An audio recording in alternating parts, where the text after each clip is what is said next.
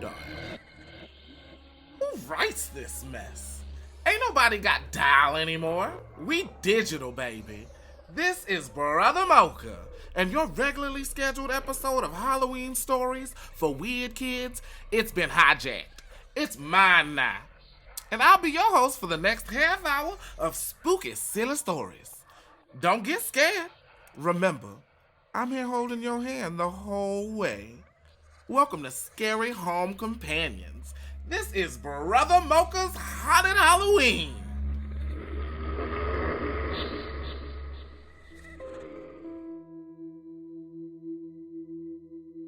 Drinking whiskey in the kitchen and telling scary stories around the fire. Music, monsters, and mayhem. Killers, cannibals, and cults. Fearful fiction and furious fact. Tall tales and terrifying truths. This is a Scary Home Companion.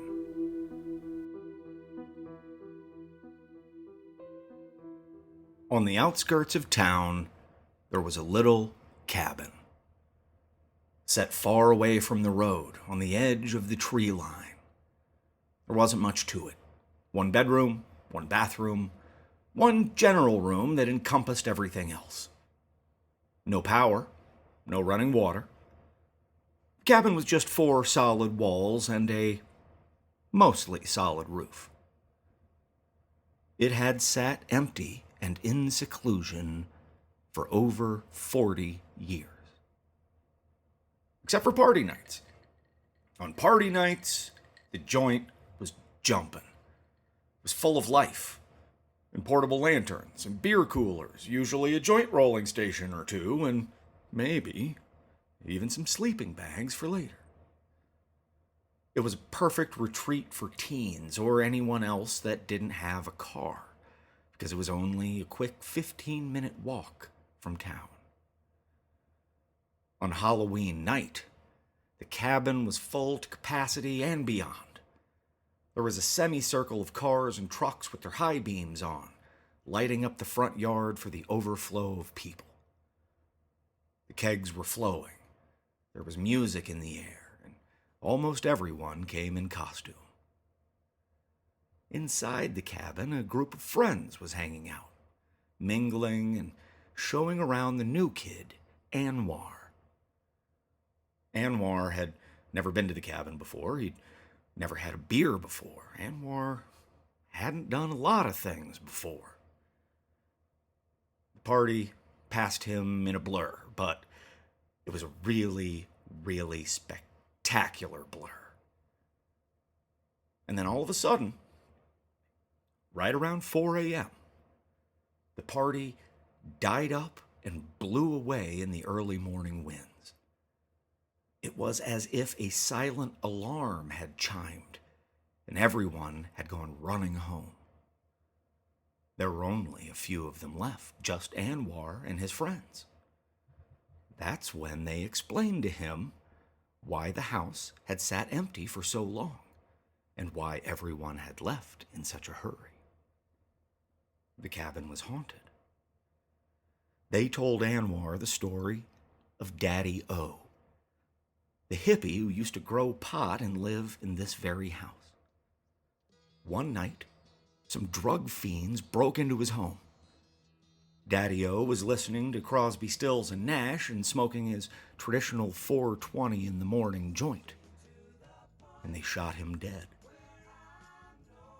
The thing is, they shot him dead from behind. Daddy-O never knew they were there. He never heard them over Judy Blue Eyes, so he died without realizing that he died. And that is the worst way to die. Now Daddy-O comes back to his old stomping grounds, to the scene of his death, every Halloween night, when the worlds of the living and the dead commingle, at precisely 4:20 in the morning. He's still looking for that which was stolen from him. Anwar checked his watch. He panicked. His friends calmed him down. Come on, man. We stayed behind on purpose. It's your chance to see a real-life ghost. It's trippy. We've all seen them before. Now it's your turn.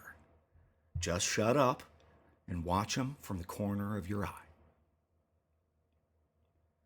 The clock struck 4:20. The front door creaked open slowly.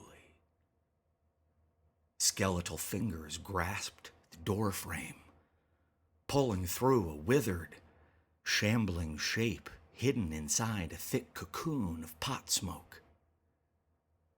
It wailed, "Where's my weed, man? Where's my weed?"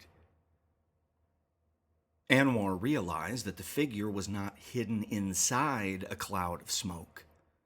The figure was the smoke.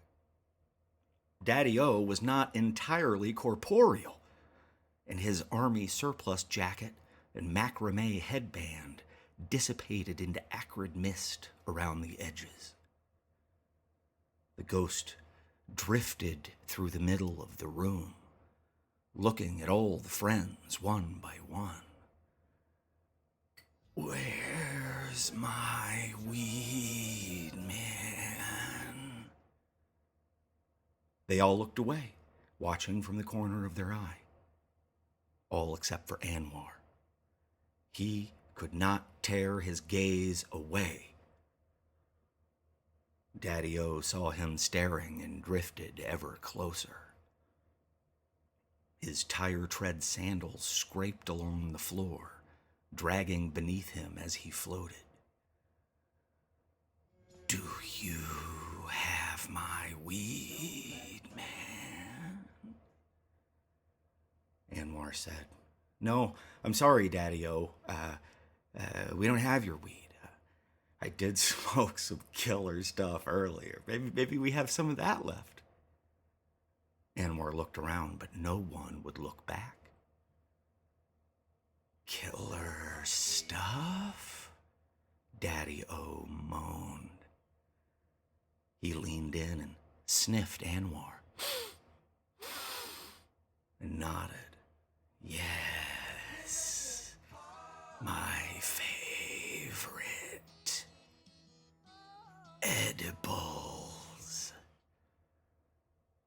And then that cloud of living pot smoke split open into a dark aperture that vaguely resembled a mouth and gobbled up Anwar in one bite. No one else moved a muscle. Not until Daddy-O was gone, gently closing the door behind him. Done for another year. With a long, slow exhale, one of the friends said, "Well, we probably should have told Anwar all the rules."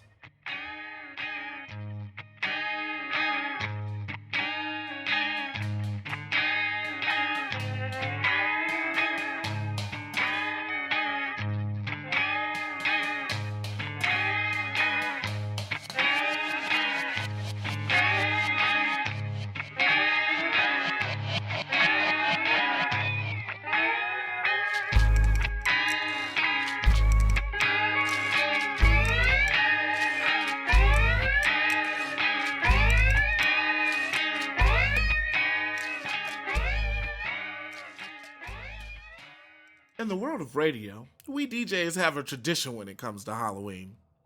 Some folks say the barrier between the living and the dead is very thin on Halloween night. It's the time the spirits can come back to visit or to haunt. So a DJ will make sure to play the favorite songs of their loved ones who have passed on. I know this isn't much, but we like to think of it as, if you're coming all the way back here, the least we can do is play something you like.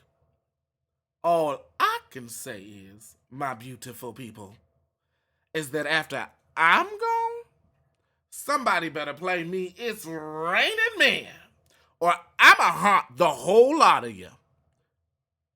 Enough of my foolishness. Here's some other foolishness. The One True Faith is one of the oldest and most powerful cults in the country. So deep is its theology, so firm its grasp on the faithful, that it is no longer fair to call it a cult. It is a religion in every sense of the word. Ever since John Sunday took over as its leader, it has experienced a golden era.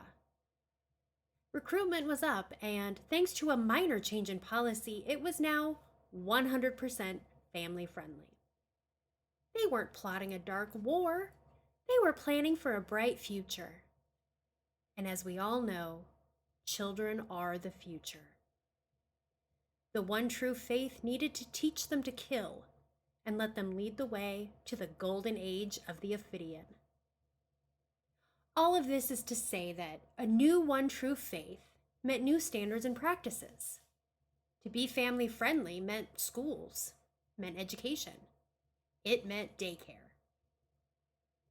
The first day dropping your toddler off at daycare is hard on any parent. Being the daycare of an ancient snake god cult, one that held public executions, had a vivisection museum, and was run by a benevolent serial killer, is especially difficult.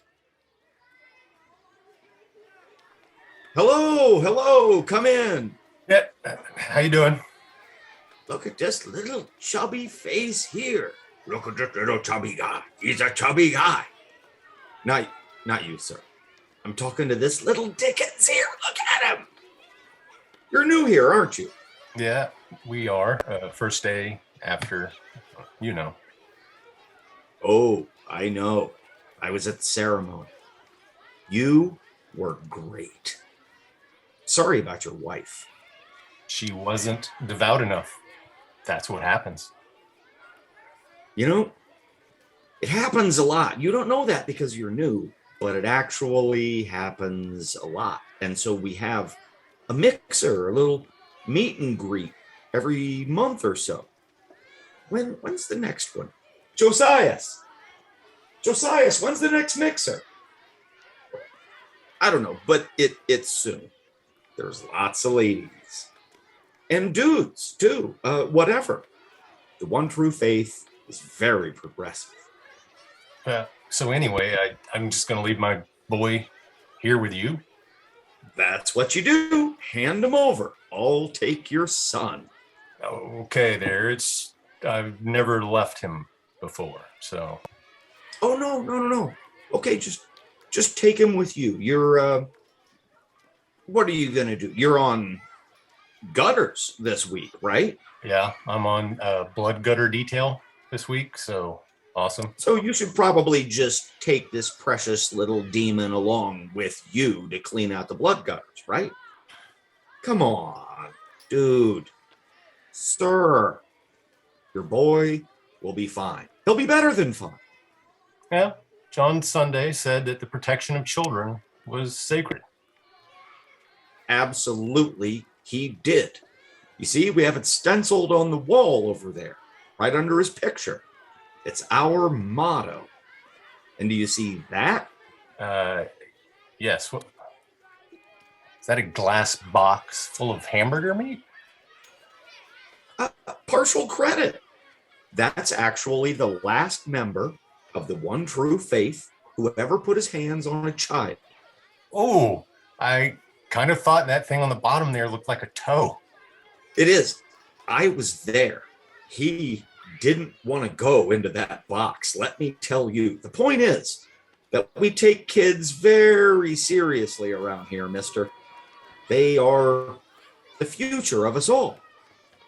Here, let me get your boy his own little red robe. Well, the other question, what about snacks? Because I'm pretty particular about what he eats during the day. Oh, it's all natural. And for drinks, there's only water. We got no sodas, no juice, no milk. Of course, we do microdose them with snake venom. Well, that's obvious. Of course, you have to microdose them. How else will they build up enough venom? But no juice, no high C, Capri Sun, anything like that, please. Oh, God, no. Never.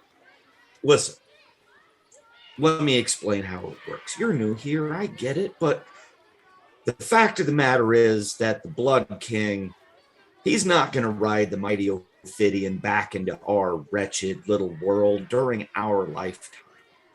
Chances are you and I, we're never going to see the magnificent river of acid blood that's going to engulf the world. It sucks, I know, but it's our job to train the next generation. They're the ones that can pilot the ships of the screaming dead into the venomous jaws of oblivion. We will live on through them.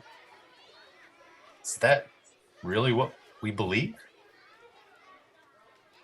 I don't know. It's we're sort of fuzzy on the details, aren't we? But trust me, the dental plan makes it all worth it.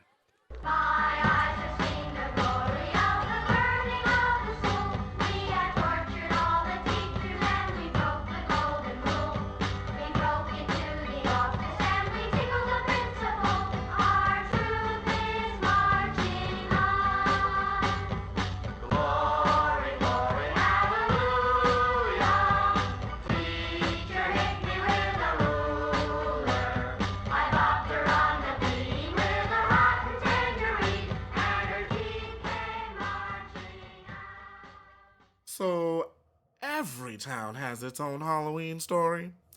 In my town, we had old Mr. Meek. That wasn't his name.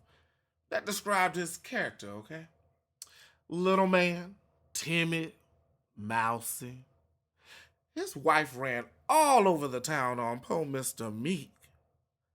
Then one day, on Halloween, he found out.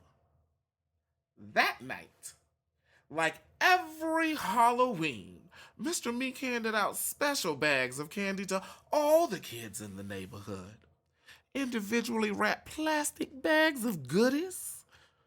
It wasn't till later, when them kids got home, they unwrapped the packages and found it wasn't candy. It was little pieces of Miss Meek. A finger, an ear, an eye, a cheek, a baby back rib. No one ever saw Mr. Meek again.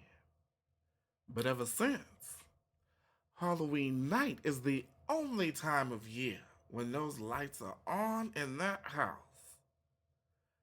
And if you think that story is gross, well, sister, you may want to put your earmuffs on for this next one. Miracle felt like she didn't belong anywhere. At school, she was an outsider, in a place that seemingly had no other outsiders. Home wasn't any better. She didn't relate to her parents at all. And it wasn't your typical teenagery uncertainty at play either. Miracle was starting to believe that these people were not really her parents. It wasn't just their demeanor. Miracle was so dour and goth, while her mom was as quick with a laugh as her dad was with a bad joke. It was more so their appearance. Miracle didn't have the same color of eyes or hair as either of her folks. And the more she heard about inheriting these traits from her grandmother, the fact that she had never met her grandmother seemed increasingly odd. And then there were the pictures. Countless albums of pics of her as a baby, her growing up, all backed up in every frame by a grinning mom or dad, or both. And yet there were no pictures of aunts or uncles or cousins or grandparents. Only ever just the three of them. Mom, Dad, and their Miracle. The older Miracle got, the more concerned she became. Did she belong anywhere? One night, she took her concerns and sat down with her parents to confront them. She'd raised the issue many times before, but this was different. She was serious, and her parents could see that. Miracle asked them point blank if he was her real dad. After sharing a concerned look, her mother said, "We've told you many times how you changed our life for the better. Well, back before you came along, your dad and I got pretty crazy. We liked to party." Now it was Miracle with the concerned look. "So, you aren't sure he's my dad? Are you my real mom?" Her mother sighed and hugged her close. "You are our little Miracle. It's high time that you learned the truth about how miraculous you really are. Come on, let's go." They piled into their minivan and motored away from the lights of the city. Miracle asked more questions, but was shushed and told to wait, that she would see for herself. An hour's drive later, miles away from the nearest paved road, they parked the minivan under a mighty willow tree and walked on foot for another half-mile. Dad had a flashlight. Mom brought a baggie of trail mix, just in case. "Your mom and I, we used to come out here a lot. Such crazy times." They laughed about an unspoken memory. Miracle was getting nervous. They arrived to a clearing, and after a little kicking around of dirt and shifting of leaves, they found a metal ring that pulled open a heavy wooden door set in the ground. Beneath it, a rickety old flight of steps that led into darkness. They both happily descended, and tentatively, Miracle followed. Even with the flashlight, it took her eyes a moment to adjust.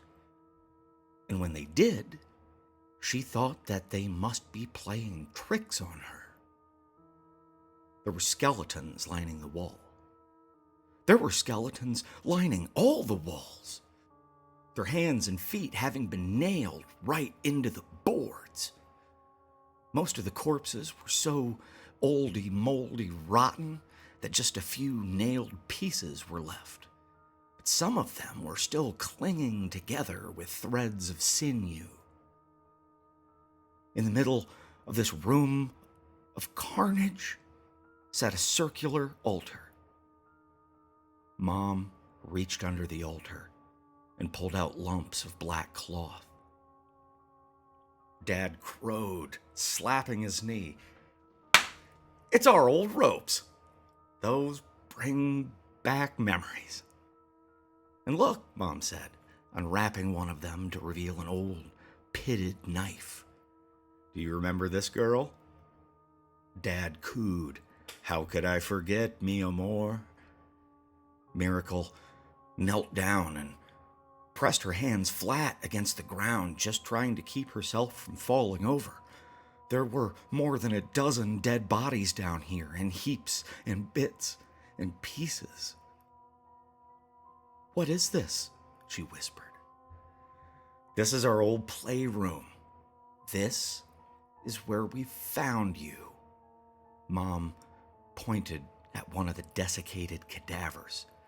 "At the time you were in that one, I think. Of course, we didn't know you were in there," Dad added.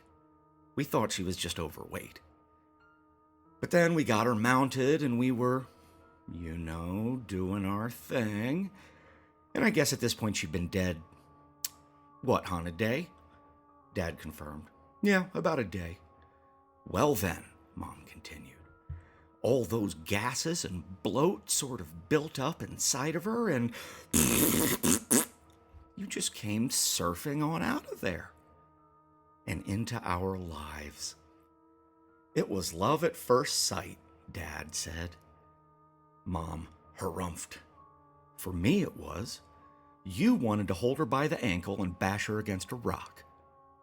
"Come on, hon, don't say that in front of her." Miracle was weeping, on the verge of blacking out. This was just too much to handle. She was a coffin baby, and her parents were serial killers.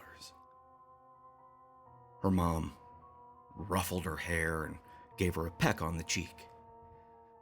Like I said, your dad and I used to get pretty crazy. Oh my, that one was a bit much. Well, seeing as how we're about done here, it's time to indulge in my own personal Halloween ritual. Yep, no tricks, only trees. I know the boss has said something about rules against smoking in the building, but this is Halloween, baby.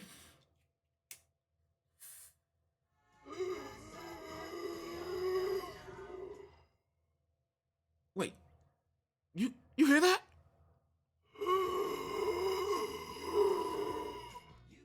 Who's that? Where's my weed? Uh-oh, y'all. Brother Mocha's in trouble.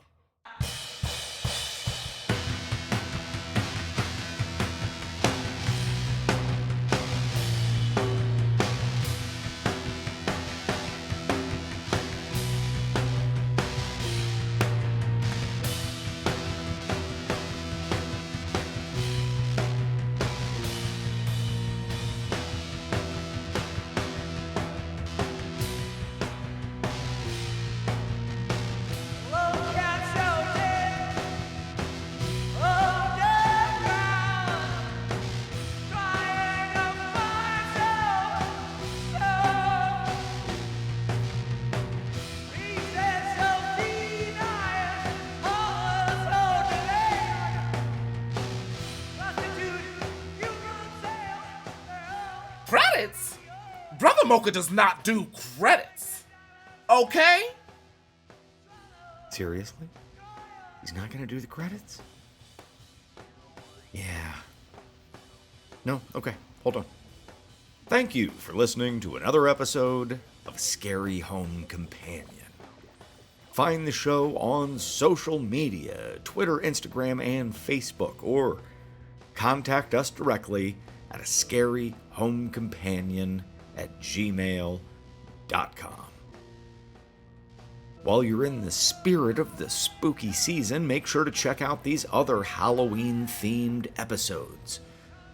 One Last Halloween, Friday the 13th, The Saga of Jason Voorhees, Halloween Stories for Weird Kids, more Halloween Stories for Weird Kids, Devil's Night Ride-Along, Ghastly House of Horrors, and available right now exclusively on Patreon, Brother Mocha's Halloween Jammy Jams. This is just one of many exclusive extras, episodes, and juicy bits of content available only on the Scary Home Companion Patreon. This episode featured guest performances by Jamie Lee Hensley, Jeff Davidson, and Alex Crider-Evans as Brother Mocha. It was edited and produced by Jeff Davidson and featured music by Adam Webb with Scary Demon Haunting, CSN with JBE, Innocent Bandits with White Smoke, Quick Sounds with Playground Ambiance, FortyOne with Battle Hymn of the Children, Haunted Corpse with Vampire Coffin, Maniqui Lazer with Death Control, and with the theme music, as always, Chelsea Oxendine.